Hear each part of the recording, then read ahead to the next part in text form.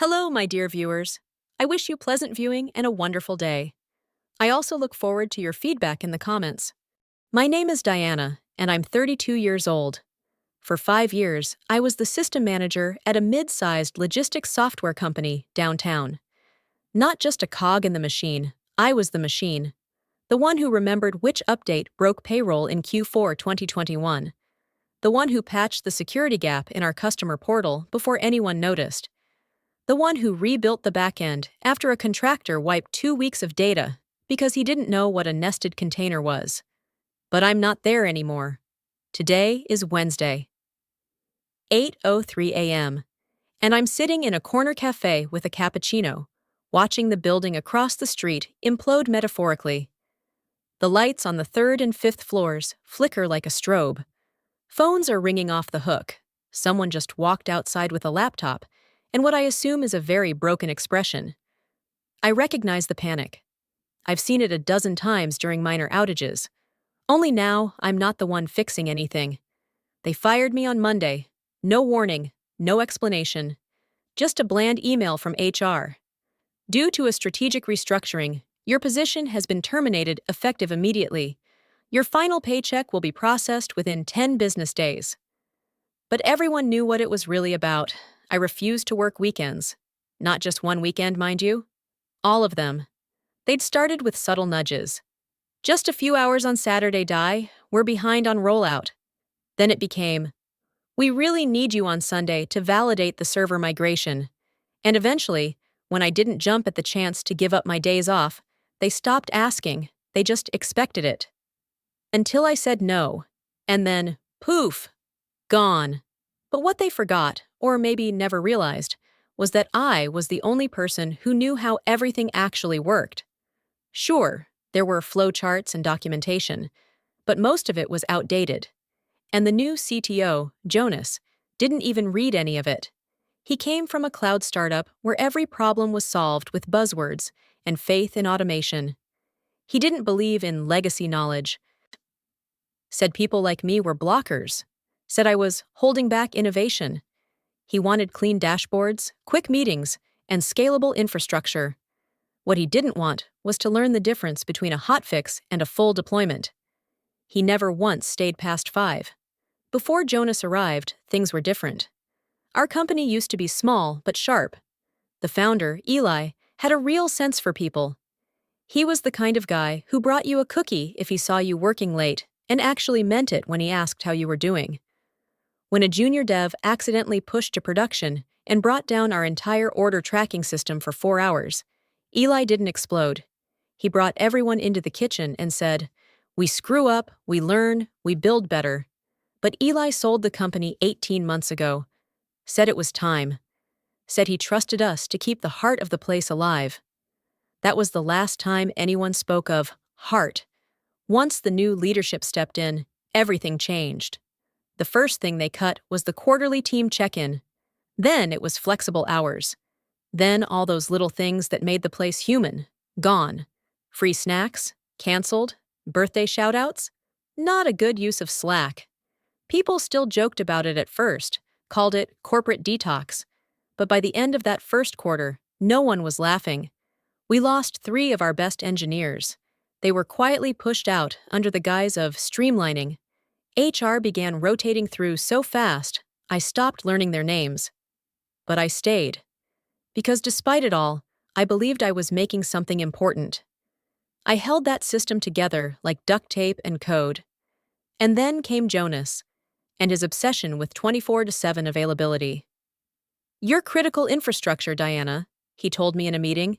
"You need to be responsive, even on weekends." "I'm salaried," I reminded him. "And my contract doesn't mention weekend shifts." "That's a cultural thing," he said with a shrug. "Not a policy. You're leadership adjacent. We need everyone leaning in." I didn't lean. I stood straight. And last Friday, when he asked me to come in for the 3rd weekend in a row because the new warehouse sync API was misbehaving, I said, no. Just no. I could tell by the way his face flattened that I'd just signed my pink slip. And on Monday, it arrived. They didn't even let me say goodbye. So now, here I sit, watching the screens flicker, the emails bounce, the whole system buckle under its own arrogance. They thought they could delete me, but I was never just a line item. I was the entire operating manual, unwritten, unspoken, deeply embedded. And without me, the system is dying. I sip my cappuccino and open my laptop. I have the receipts, the scripts, the logs, the proof, and I have time. If Chapter 1 was the slow rot, then Chapter 2 was the axe. His name was Marcus Gresham, financial director, MBA, former consultant, the kind of man who wore watch faces bigger than your palm and used the word optics like it meant something. When he walked into the company, everything about him screamed cost-cutting with charisma. He shook hands like he wanted something, smiled like he already had it. They introduced him in a bland all-staff email. Please welcome Marcus Gresham, who joins us to help us optimize financial efficiency as we scale toward our Q4 goals. Translation: someone's going to suffer, and it won't be the C-suite. Within a week, he had a corner office with frosted glass. Within 2, the whispers began, about budgets being too generous, teams overstaffed, and the need for leaner practices. By the end of his first month, those whispers turned into spreadsheets, and those spreadsheets had names. We lost the junior help desk team first, no announcement. Just a Friday morning email saying the support channel would be outsourced for flexibility. One of them, a college kid named Theo, who used to bring donuts on Fridays, cried in the stairwell. I found him there, scrolling through LinkedIn with a dazed look in his eyes. I thought this place cared, he said. All I could do was sit beside him and lie. I told myself I could still protect what mattered. But then Marcus brought her in. Elizabeth Harrow. She showed up one bright Monday with a stiff smile and a folder full of nothing. Marcus introduced her at our team stand-up as a much-needed fresh perspective, said she'd be managing technical operations from now on. Change is healthy, he added, and Elizabeth is here to help us embrace new models of collaboration. No one asked the obvious question, what does she know about systems? Answer: nothing. Elizabeth had a background in organizational psychology and people transformation.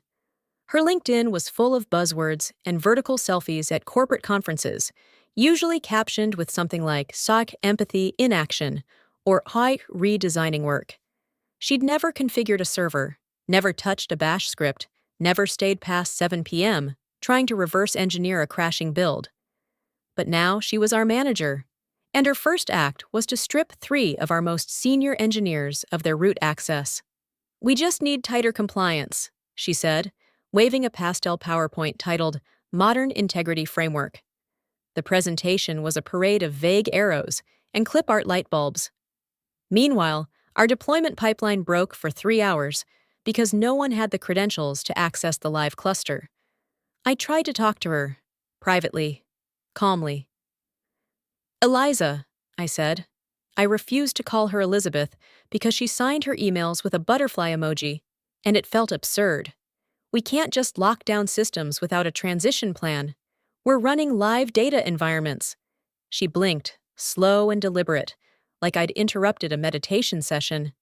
Diana, she said, placing both palms on the table like she was trying to center the conversation. This isn't about access. It's about trust frameworks. You're thinking tactically. I'm thinking energetically. Energetically? I had to bite the inside of my cheek to stop from laughing. She continued, I know you're used to having a lot of influence around here, but legacy heroes often resist systems evolution. You have to learn to let go.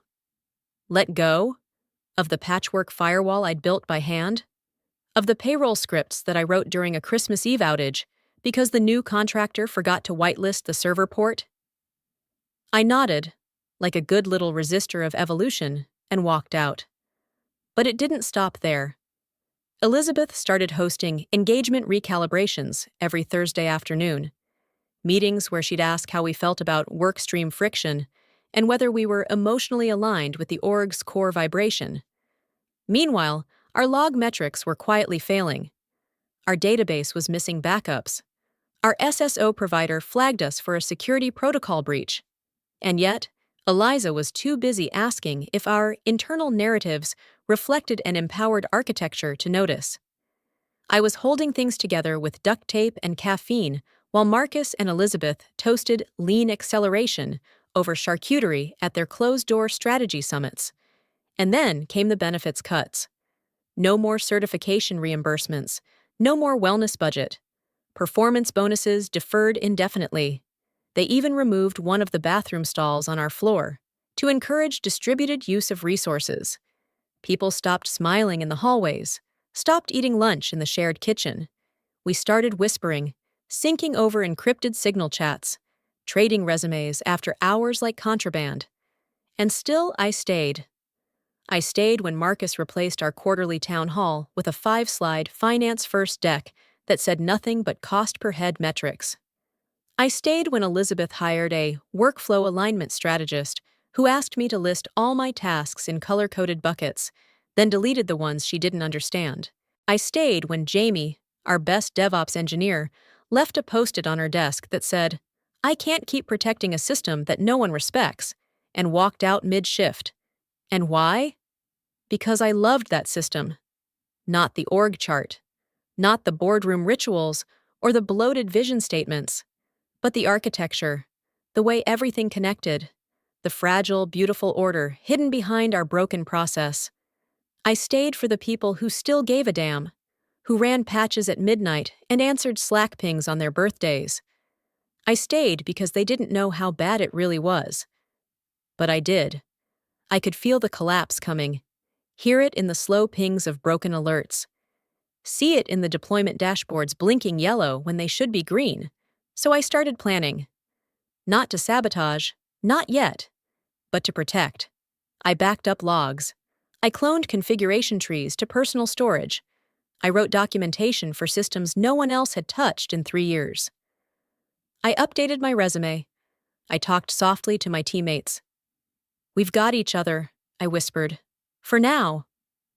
But inside, I knew we were one command away from failure, and it was only a matter of time before someone typed the wrong thing into the wrong window, and I wouldn't be there to stop it. It started with compliments. "Elizabeth, you have such a unique way of reframing conflict," Matthew said, leaning across the table with his trademark boyish grin. "That workshop you led last week? Transformative." Elizabeth beamed. "Thank you, Matthew. That means a lot." I sat in the corner, pretending not to hear, but I always heard. I'm trained to notice patterns, even in the cadence of a conversation. And the pattern with Matthew was clear. Flattery in public, poison in private. He wasn't even subtle. Matthew was one of the newer hires, a systems analyst with just enough experience to seem useful and just enough ambition to be dangerous. He shadowed me the first few weeks after joining, wide-eyed and eager, always asking to sit in on a few things. I showed him what I could. I even helped him fix a malformed query during his first deployment week. Back then, he thanked me. Now, he avoided eye contact in meetings, but he always sat near Elizabeth. The shift was quiet, strategic, like watching a wolf learn the terrain before it circles the flock. It started with a single comment. "I think Diana means well," I overheard him saying one morning in the break room, "but she's kind of possessive of her domain, makes it hard for others to step in." He said it like a confession, like he was reluctantly sharing a concern for the greater good. And Elizabeth, queen of surface empathy, nodded sagely. "We need more collaborative flow," she murmured, like she was reciting from a self-help audiobook. After that, it snowballed. Elizabeth began excluding me from smaller syncs, the ones where infrastructure priorities were quietly realigned. Tickets stopped appearing in my queue. Instead, junior staff were assigned critical patches they weren't equipped to handle. Twice, I logged in to find my system access temporarily suspended.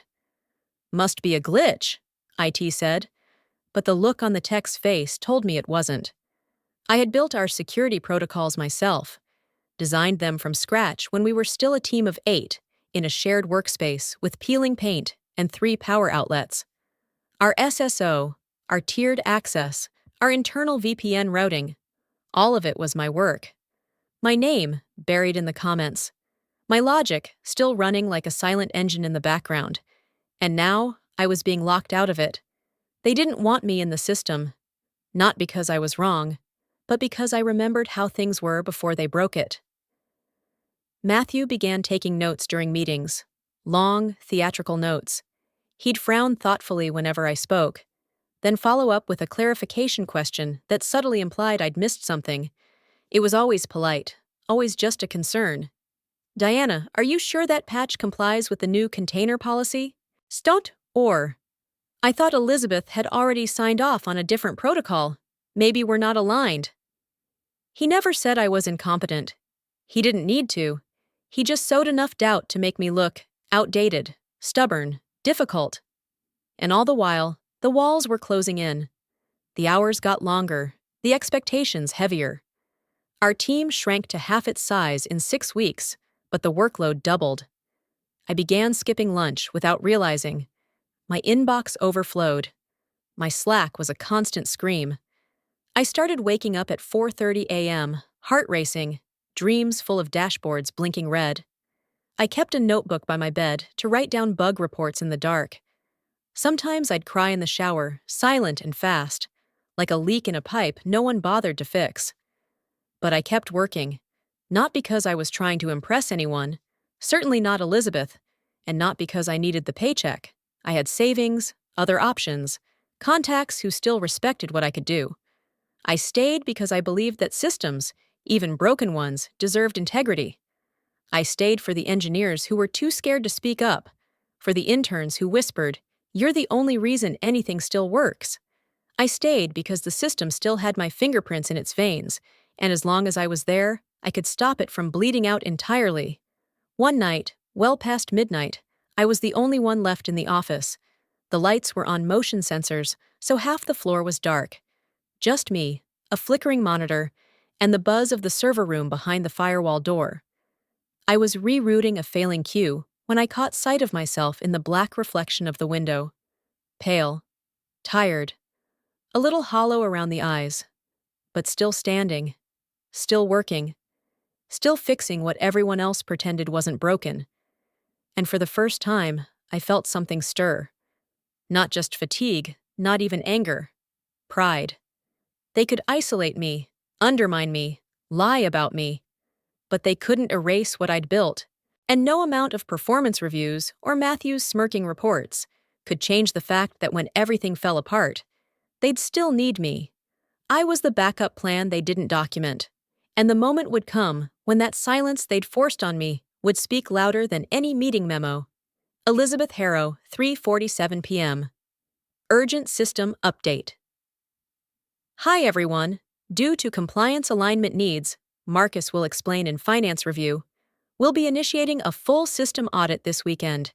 Please be available Saturday and Sunday for access tests, security reviews, and environment integrity reports. I know it's short notice, but we're all in this together. No additional comp is budgeted, but we'll provide snacks and coffee in office. Thank you for your flexibility and commitment. Stronger together, I stared at the message, reread it 3 times, and felt my pulse tighten behind my ribs. A full audit of a system designed by exactly one person. Me. Initiated by someone who couldn't explain what a container was. On a weekend. Without pay. They wanted to pull apart the spine of a living infrastructure over 48 hours, with no prep, no support, and no clue what they were touching. I stood up from my desk, walked straight into the glass-walled meeting room where Elizabeth was finishing up a call, and knocked once on the doorframe. She looked up, smiling that PR-trained smile that always made me feel like I was being sold something defective.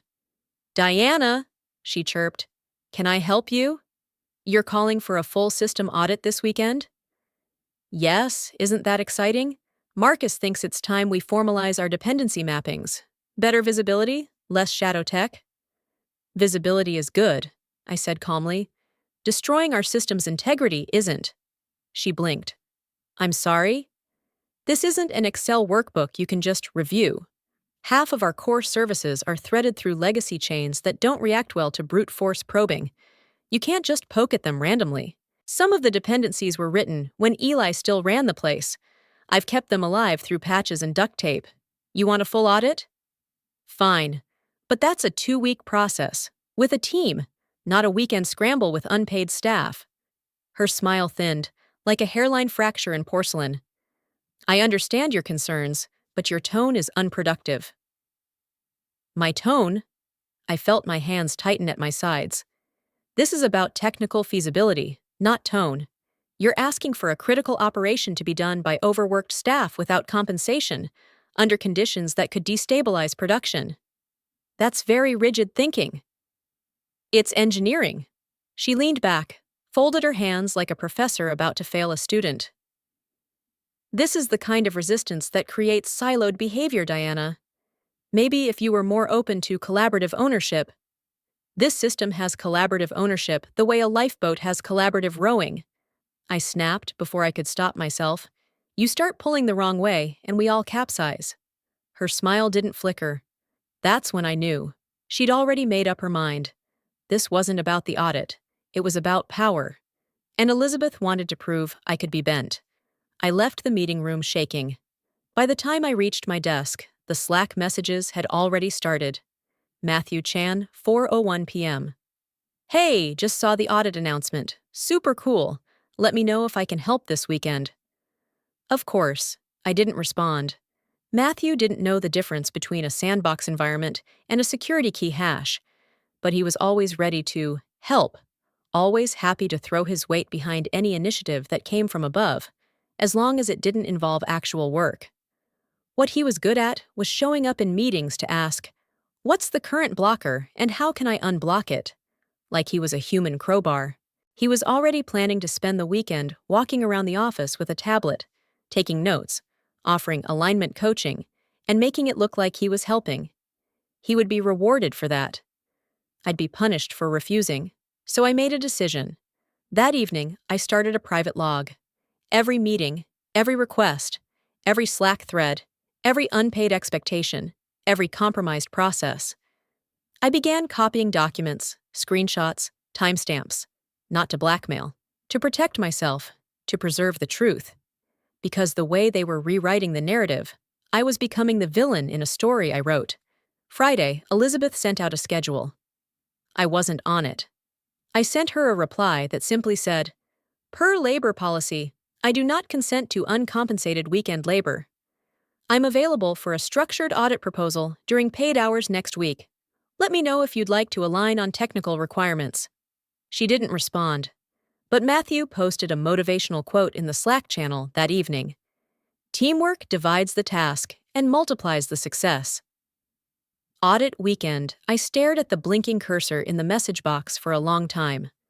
Then I closed my laptop. Because I wasn't going to fight them on Slack, I was going to fight them with truth, with evidence, with the reality that systems don't care about branding decks or corporate hashtags. They care about stability, precision, respect, and I was the only one who still gave them that.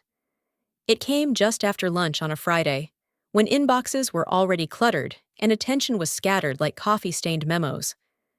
The kind of timing they think softens the blow, like slipping poison into lukewarm tea. But this wasn't an email.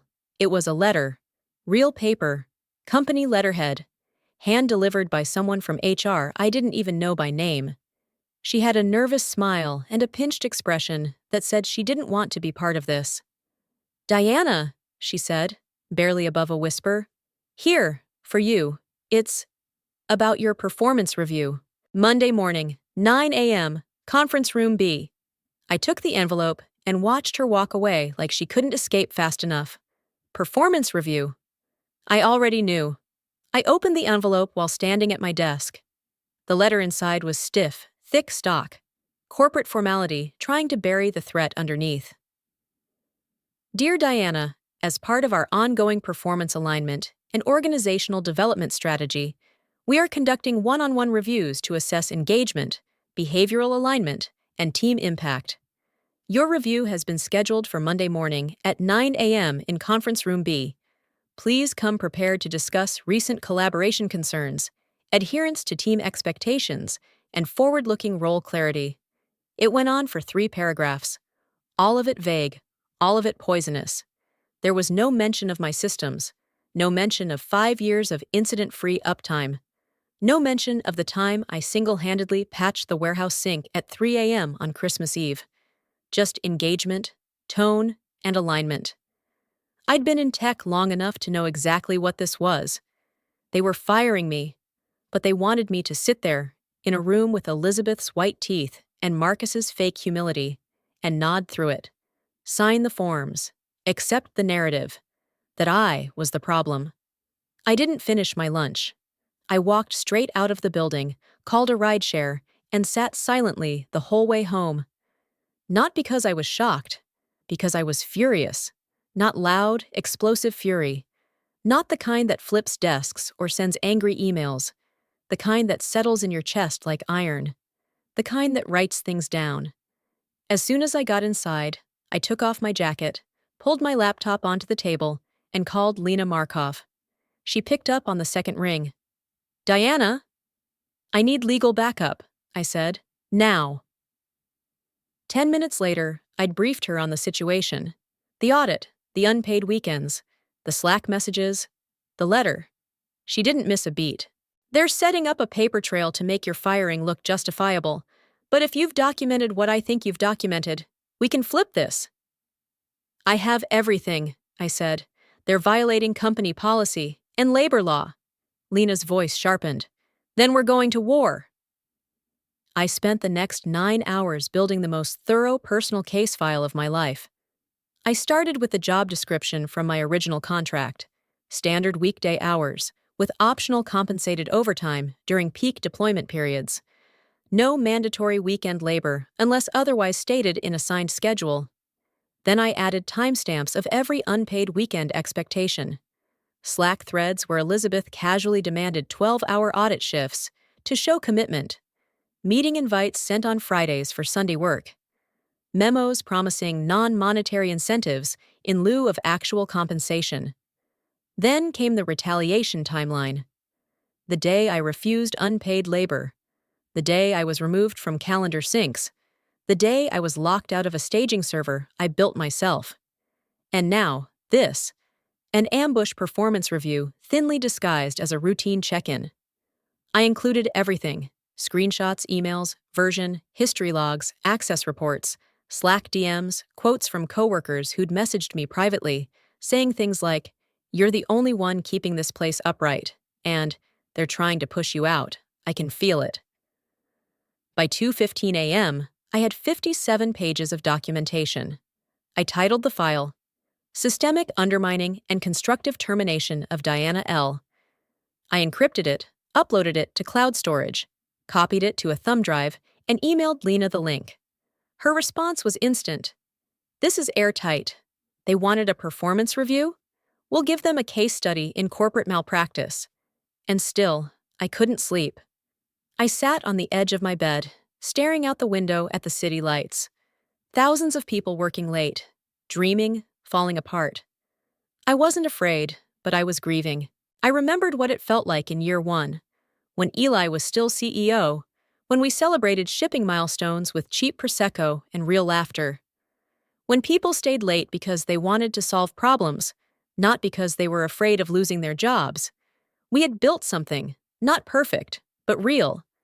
And now it was rotting from the inside, devoured by spreadsheets, slogans, and empty suits who didn't understand the first thing about infrastructure but wanted to run the world anyway.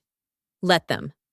I wasn't going to beg for my seat at a table they were setting on fire. I would walk into that meeting with Lena's number in my pocket, 3 backup drives in my bag, and more dignity than they could ever erase. If they wanted to end my story, they'd find out I'd already written the next chapter. And this time, it was mine. Monday, 8:42 a.m. I stood outside the glass doors of the building I had walked into every morning for the past 5 years. The receptionist, who usually greeted me with a tired smile, was gone. In her place stood a man in a gray security jacket who wouldn't meet my eyes. "Diana Lysenko?" he asked, already knowing the answer. Yes. I've been instructed not to let you inside. I blinked. There's a meeting scheduled, 9 o'clock, conference room B. He shook his head. HR says the meeting's canceled. Your employment was terminated this morning. You should have received an email. I checked my phone. There it was. Subject: termination confirmation time, 8:09 a.m. Effective immediately, your access to company systems and physical premises is revoked. You will receive your final paycheck within 10 business days. We appreciate your service. No phone call, no explanation, no chance to defend myself. Just a cold, silent erasure. I stepped away from the doors. I didn't cry. I didn't scream. I just stood on the sidewalk, laptop bag slung over one shoulder, as a sharp wind swept through the morning traffic. And then I waited. 8:59 a.m. I ordered a cappuccino from the café across the street. Same place I'd eaten lunch 100 times. I chose the table by the window, facing the office. 9:03 a.m. The building's lights flickered. 9:07 a.m. The first person ran outside with a phone pressed to his ear, panic clear on his face. I recognized him, Kyle from Client Success. He looked like someone had just told him the servers were bleeding. 9:12 a.m. A second email arrived in my inbox. Not from the company, from a customer. Subject: urgent. Systems down. Hi Diana, not sure who to contact now that your email bounced. The portal is returning 503 errors. We can't access the order log or generate fulfillment batches. What's going on over there? I took a slow sip of coffee. They hadn't listened. I warned them. The system was designed deliberately and precisely to protect itself, not just from hackers or outages, but from arrogance. During year 3, I built in a silent failsafe, a soft lock mechanism embedded in the core scheduling queue. It monitored high-risk access patterns, account removals, and unusual administrative behavior. If triggered, it would begin a graceful shutdown process over 48 hours, unless an override was issued by a verified senior systems manager. That manager was me. Without the override, everything slowly degraded. Log rotations failed, syncs jammed, authentication tokens expired without renewing. I didn't activate anything. I didn't sabotage. I just wasn't there. 9:19 a.m. Marcus stormed out the front doors, shouting into his phone. His face was pale, sweat on his temple, the hand not holding his phone clenched in a fist. 9:24 a.m. Elizabeth followed, heels clicking unevenly, jacket sliding off one shoulder, her phone to her ear. She turned in a slow circle on the sidewalk like she could physically summon a solution. It wouldn't matter, because the system wasn't built for people like them. It didn't respond to buzzwords or urgency. It didn't care about leadership energy or synergy protocols. It cared about logic, about trust, about access. And they'd fired the one person who held that access. 9:31 a.m. I refreshed the company's public-facing client portal. 503. Service unavailable. The entire infrastructure was going dark. API endpoints returning null. Syncs frozen. Credentials expired. 2 years of quietly held together automation finally unraveling. Not because someone destroyed it, because they removed the person who sustained it. 9:42 a.m. Lena called. They fired you without due process, she said, skipping the greeting. And guess what else? I just got a call from a journalist who says one of your former clients is threatening breach of contract lawsuits because of a fulfillment failure this morning. Already? I asked, watching Elizabeth pace in circles across the street. It's moving fast, Lena said. You ready for your next move? Yes, I said quietly. Let them break the system trying to erase me. Then we'll show them who actually built it. 9:51 a.m. My phone lit up with a message from an unknown number. Please, can we talk? Elizabeth. I locked the screen and pushed it away. Let them talk amongst themselves. Let them dig through logs they can't decrypt and databases they don't understand. Let them hold emergency calls and make desperate offers. They thought I was a liability. Turns out, I was the foundation. And now? Now they'd find out what it costs to fire your infrastructure while it's still running. By the time I got home on Monday morning, the system was already in full cascade failure. Error logs flooded internal comms. Clients were calling hourly. Portals were crashing. Orders were stuck in limbo, and no one, not Elizabeth, not Marcus, not Matthew, had the faintest idea how to stop it. I watched it unfold in silence, sitting on my couch with a cup of tea. They'd removed me at 8:09 a.m. By 10:45, I had 5 voicemails, 11 missed calls, and 3 emails all tagged urgent. The first message was short, clipped, and trying to stay calm. "Diana, this is Marcus. We're experiencing some, unexpected system anomalies. We'd appreciate it if you could give us a call back as soon as possible."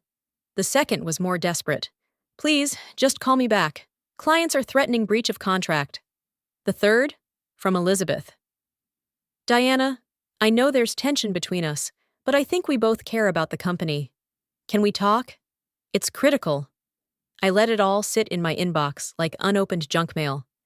Then I opened my laptop, drafted one email, and sent it to both of them. CC'd legal. BCC'd Lena.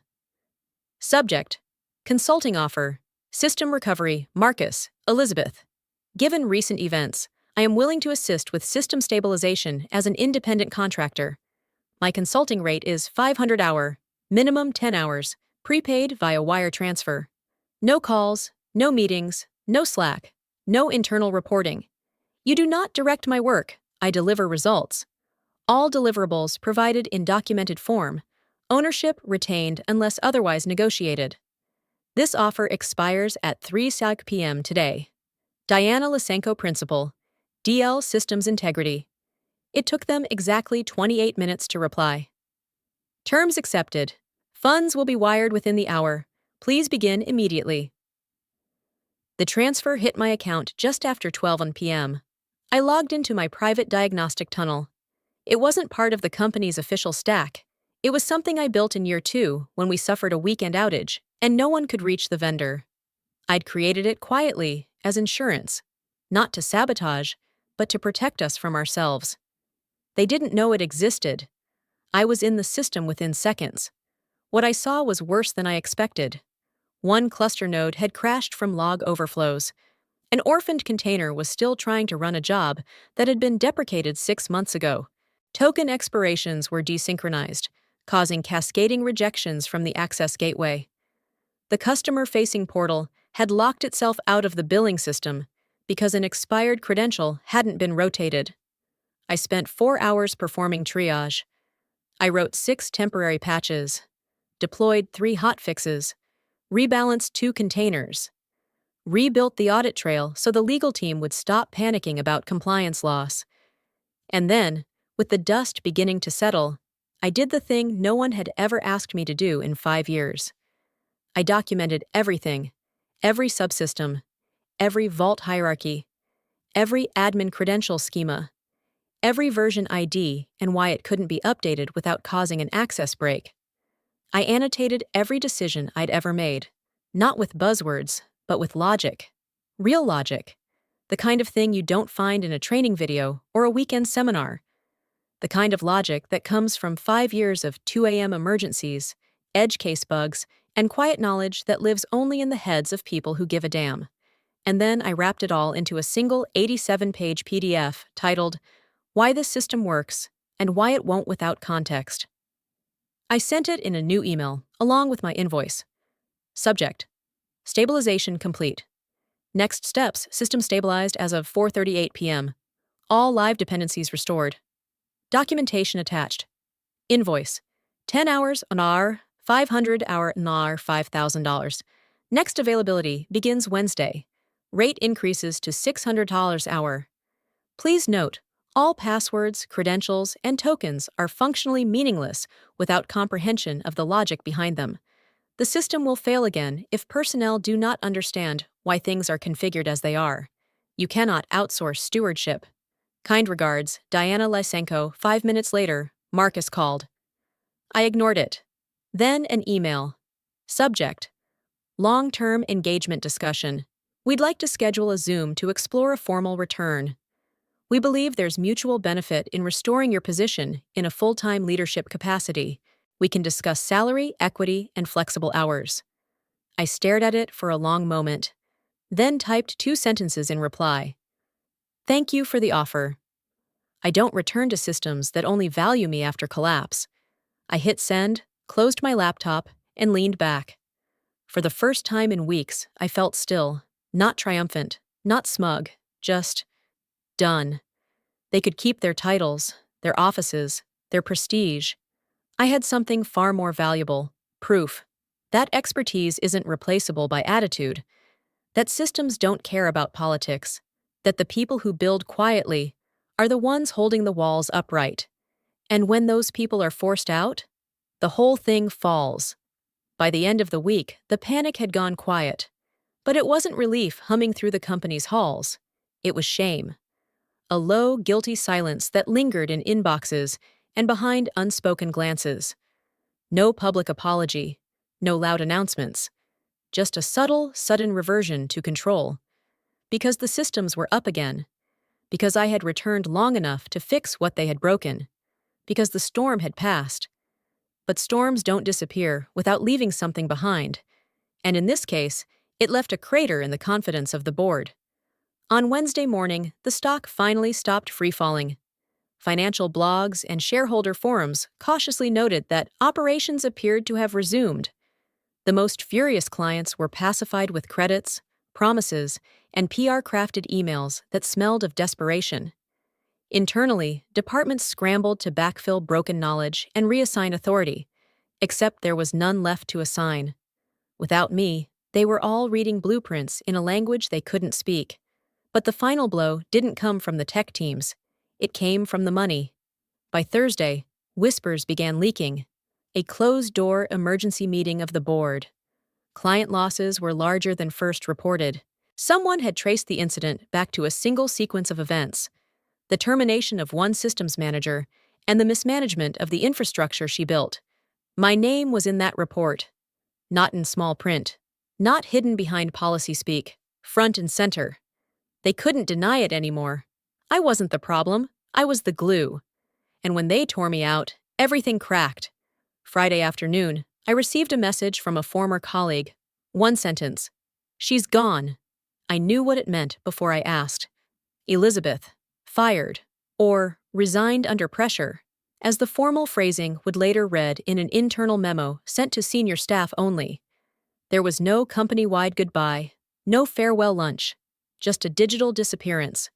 Her access revoked, her email forwarding to, "This account no longer exists." It felt anticlimactic. She hadn't screamed, hadn't fought, just vanished. Maybe she'd seen the writing on the wall. Or maybe Marcus had thrown her under the bus to protect his own seat. Either way, she was gone. Later that night, another message hit my inbox. This time from legal. Subject: resolution agreement and acknowledgement of employment misconduct, Diana.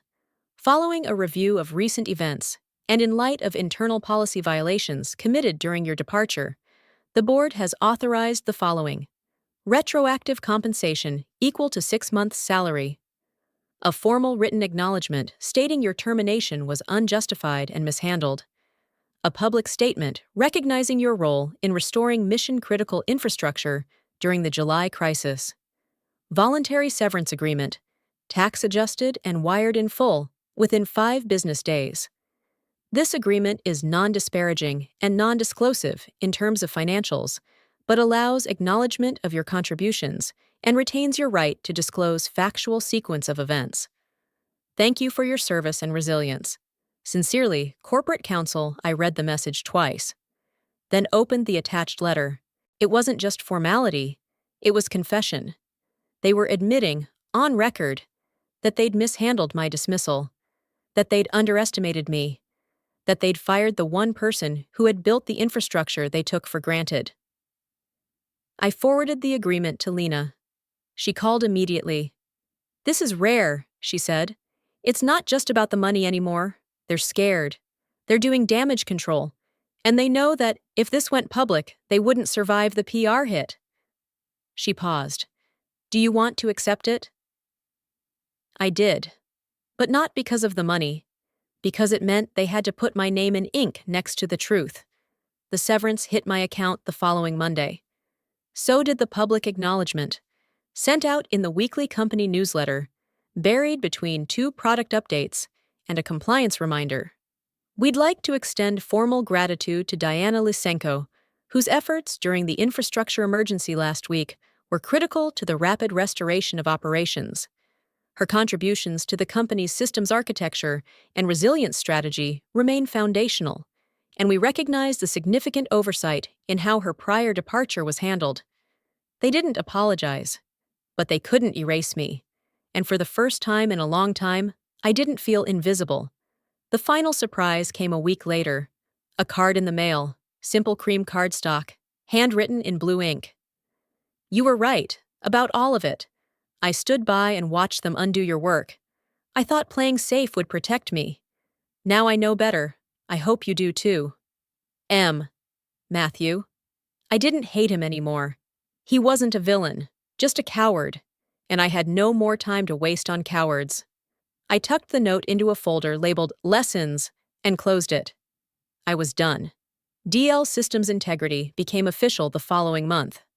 I rebuilt the site, took on my first long-term client, spoke at a private conference about knowledge fragility and how organizations quietly self-destruct by silencing those who build their foundation. When I was introduced, someone whispered, "She's the one from the July collapse." I just smiled. Let them whisper, because this time, they were finally telling the truth. 3 weeks after I thought I was done with that place forever, the email came quietly. No buzz, no bold font, no high-priority flag. Just, subject, consulting inquiry.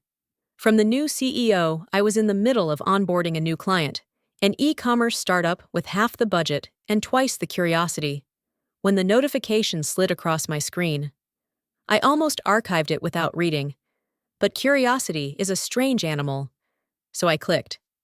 Hi, Diana. My name is Celeste Anand. I've recently been appointed CEO following a significant leadership restructuring here at company name. I won't pretend to know what you've been through, but I've been briefed, extensively, on what happened this past quarter. Your name was everywhere, not in blame, in reverence. You didn't just hold the system together, you were the system. And when you left, everything that was built on your unseen labor nearly collapsed. The board is trying to recover, financially and culturally. But recovery means more than damage control. It means reform. I'd like to propose a partnership on your terms, not to rehire, but to rebuild. From the ground up. We want to do this differently, and I need someone who knows where the cracks are buried beneath the drywall. Would you consider returning as a consultant to help redesign our approach? Document the undocumented. Train the next generation. Establish the kind of culture that doesn't burn out its brightest minds. No pressure, but it would mean a lot. With respect, Celeste, I stared at the screen for a long time. She didn't talk like Marcus. She didn't posture like Elizabeth. And unlike the last 5 executives I'd dealt with, she didn't pretend to have all the answers. She asked for help. I respected that. Still, I didn't leap. I drafted a response the next day, cold, clear, uncompromising. Hi, Celeste. Thank you for your message. I am open to remote consulting on the following conditions. I work independently and do not report to any internal team or stakeholder. I retain the right to refuse any directive that contradicts best practice or operational ethics. My standard rate is $500 hour with a 20-hour retainer, non-refundable. Any materials I create remain my intellectual property unless specifically negotiated. If that's acceptable, I can begin next week with a system audit and cultural review. Diana Lysenko, Principal Consultant, DL Systems Integrity. Her response came within the hour. Terms accepted. Contract attached. Wire transfer pending. I signed. And just like that, I was back. Not as their employee, as their lifeline. I didn't start with servers. I started with silence. I scheduled short, one-on-one remote sessions with the team, junior developers, new support hires, even the folks who'd been so buried under Marcus's mandates they hadn't spoken in a real meeting in months. I didn't ask what they did. I asked what they knew, what they'd been afraid to say, what they'd lost. And slowly, they opened up. I was told not to question implementation. I didn't know who had root access, so I just guessed. We weren't allowed to pause for documentation. It was seen as wasted time. I took notes on all of it. Because broken systems aren't just digital, they're cultural. And you can't patch a server when the problem is in the people's bones. So I got to work. I created a remote knowledge base from scratch. No corporate jargon, just facts, decisions, flow diagrams, and what I like to call invisible truths. Those things only veterans know, like why a specific variable couldn't be renamed or what that weird firewall ping at 3 a.m. actually meant. I launched weekly systems therapy workshops. We talked not just about code, but about fear, about burnout, about what it meant to survive in silence. And then I began building succession into the design. Redundant access layers with credential decay protocols, an updated vault structure, auto-rotating keys with documented handoff logic, knowledge transfer loops that included peer review, not just for protection, for continuity. Because no one, not even me, should ever hold a system hostage. A month in, I got a calendar invite. Subject, request for check-in. Matthew Chan. Against my instincts, I accepted. We met over Zoom. He looked older, tired, less polished. He started with silence. Then, I wanted to apologize. I said nothing, just waited. I was in over my head. I didn't know how much damage I caused. I thought that if I aligned myself with the right people, I'd be safe. He took a breath. But none of them knew what you did. And I knew I didn't know either. And I just kept pretending. He finally looked up. I'd like to step down from my role. Maybe move into ops. Something non-technical. I don't belong where I am now. He didn't ask for forgiveness, just the truth. So I gave it to him. You weren't alone in that, I said. A lot of people pretended. Some still are. But recognizing it now, that's more than most ever do. He nodded. Thank you. We didn't become friends. But I respected him in that moment. Because admitting incompetence in a culture built on performance is an act of rebellion. By the end of the quarter, the system was stable. The new hires were fluent in infrastructure patterns. Access was compartmentalized and auditable. The old dependencies were deprecated gracefully. My documentation was embedded in every process. And for the first time in that company's life, knowledge was no longer locked behind fear. It was shared, taught, respected. I sent my final audit summary to Celeste on a Friday evening. She responded, I hope we'll work together again.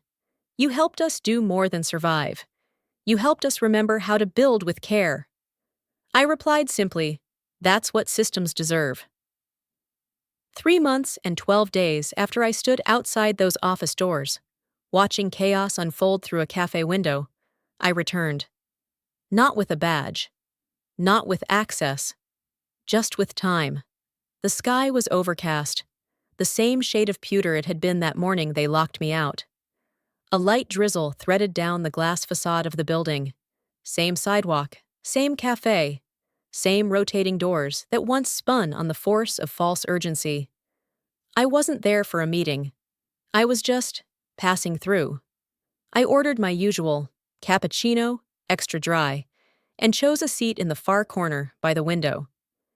The same seat I'd watched the company collapse from. But this time, my heart wasn't racing. There was no vengeance in me, no nervous ache behind my ribs.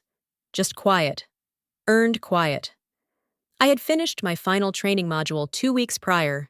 The system was now self-sustaining, if people treated it with the care I had shown it. Redundancies were built in. Documentation was comprehensive. Credentials rotated automatically. Every node had an annotated trail, every decision a comment box explaining why, not just what. The last page of the system handbook I left them had a single note. The system is not your enemy. It reflects what you build into it. Choose patience. Choose understanding. Choose resilience. It was signed with my initials and a date. Nothing more. No ego, just legacy. Celeste had invited me back, twice. Just to walk the floor, she said once. People would love to meet you. You've become a bit of a myth around here. But I declined both times. Not because I was angry, because I didn't need to prove I belonged there anymore. I had nothing to reclaim. What they broke, I rebuilt stronger. And this time, I kept the blueprints. From the cafe window, I saw a young woman holding the door open for someone dragging a server box. She was maybe 26, maybe a new hire. The way she moved reminded me of myself, back when I still believed hard work alone earned safety. She wore her lanyard like armor. I hoped she never had to learn the hard way that armor isn't always protection. Sometimes it's the reason you're targeted. Still, if they'd followed what I left behind, she might not have to fight like I did. That thought settled over me gently, like dusk. 2 tables away, I heard someone say my name. Not loudly, not knowingly, just a whisper. She's the one who fixed it. Diana something. I heard she built the whole architecture from scratch. I smiled into my cup. Not out of pride, out of relief. They remembered. But more importantly, they were learning. My consulting firm, DL Systems Integrity, had grown. I'd onboarded a junior analyst and 2 part-time engineers. Not employees, collaborators. People I mentored, who challenged me, who documented while they built, not after. I still turned down more projects than I accepted, because the new version of success wasn't urgency or applause. It was clarity, control, and dignity. I gave lectures sometimes now, small ones, to women in tech navigating impossible bosses, to immigrants entering systems that weren't built with them in mind, to burned-out engineers who whispered that they missed being curious. I told them what no one told me. You're not hard to work with, you're hard to exploit. You're not a resource, you're a reality they didn't budget for. Don't carry their system alone. If they won't learn how it works, let it break. As I got up to leave the cafe, the barista, someone new, asked, "Are you with the company across the street?" I paused. "I used to be." He nodded, unaware. "Well, they come in a lot. Must be doing something right again." I smiled. Let's hope they learned something. Back at home, my cat Patch was asleep in the laundry basket. Tilda blinked lazily from the windowsill. I dropped my bag, pulled out my old laptop, and opened a folder I hadn't touched in weeks. It was called Root Closure. Inside, the full architecture, logs, lessons, notes I'd left myself on everything I'd fixed and everything I chose to walk away from. I selected it all, clicked Archive. Then, for the first time in 5 years, I deleted it, because I didn't need to hold on anymore. The system would go on without me. That's what I built it for. That was the final command. Not to control. To let go. By the time spring arrived, I had stopped thinking about the old company. Not out of bitterness, out of peace. The work I was doing now was rich, thoughtful, mine. No more faceless demands at 11:47 p.m. No more pretending that doing the right thing made me difficult. I had built a life on clarity, and it was finally enough. And then, quietly, it began. Not with headlines. Not with praise. With names. Thomas. Sarita. Lynn.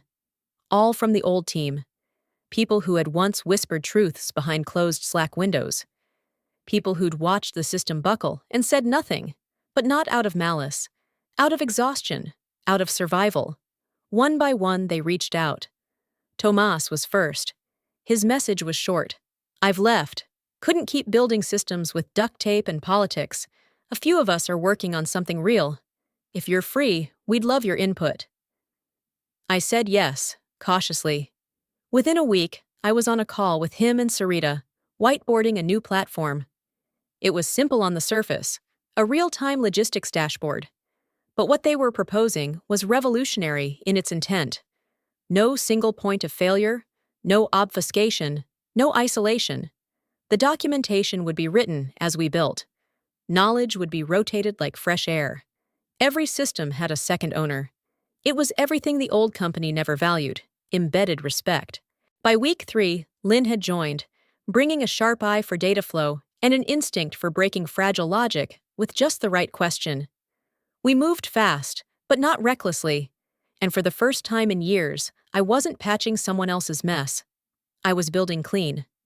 Then, the email. Subject: Request for consideration. Elizabeth Harrow. My breath caught in my chest before I could stop it. I wasn't angry anymore. But the memory of her voice, condescending, clipped, always in control, hit like a knock on a long-closed door. I almost deleted it, but something stopped me. Curiosity, closure, maybe both.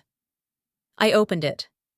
Hi, Diana. This isn't a pitch. Not yet. I've spent the last few months reevaluating everything. Therapy, coaching, silence, more silence. Not for self-repair, for understanding. You were right. About the system, about the culture, about me. I made myself untouchable, and in doing so, I stopped learning. And I hurt people. I was recently invited to consult on a new infrastructure initiative. I told them I wouldn't accept unless I could learn from the person I failed. I'm not asking for forgiveness. I'm asking, can I earn a place near what you're building? Elizabeth, I didn't reply immediately. I let it sit in my inbox like a question I wasn't ready to answer. Because I had changed, but had she? 2 weeks passed. Then Tomas brought it up, quietly, during a team call. She reached out to me too, he said. She didn't ask to lead, just to listen. Said she'd take documentation or onboarding, whatever no one else wanted. Sarita chimed in. She sounds broken. But maybe that's what humility looks like in her. I stayed silent. Because I didn't want to open a wound just to test the scar. But I was curious. So I sent her a Zoom link. No greeting, no time frame. Just, Wednesday, 4 p.m., be clear. She showed up on time. No filters, no presentation. Just a woman with her sleeves rolled up and her ego rolled down. I don't expect to be part of this, she said. I expect to be useful. I want to learn how to document the right way. The way you do it. I didn't soften. You cost people months of sanity, I said. You protected systems with pride, not stewardship. Why now? Because someone finally did for me what I didn't do for you, she said. They told the truth. And they made me stay in the room and listen to it. There was a pause. Then I said, you get one module. Documentation standards. You'll review, not write. You'll sit in the background and observe. If you last a month without performing or deflecting, we talk again. She didn't ask for more. She just nodded. Thank you. She joined quietly. Did the work. Took notes. Asked questions like a junior engineer. Not out of manipulation, out of genuine effort. She stayed late, but not to impress. To understand. When one of the junior devs made a mistake she once would have mocked, she offered help without comment. It wasn't redemption, but it was repair. By the 3rd week, she submitted a draft of a documentation map with no credit line. When asked why, she said, because I didn't create it.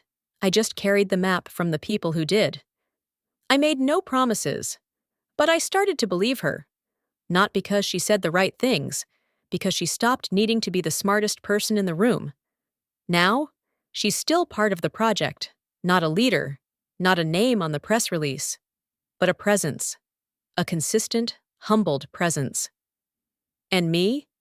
I'm still watching, still leading, still drawing boundaries with clean, confident hands. Because letting someone return doesn't mean forgetting. It means choosing what kind of system you want to build, not just in code, but in life. And I choose a system where recovery is possible, but only if you learn the protocol.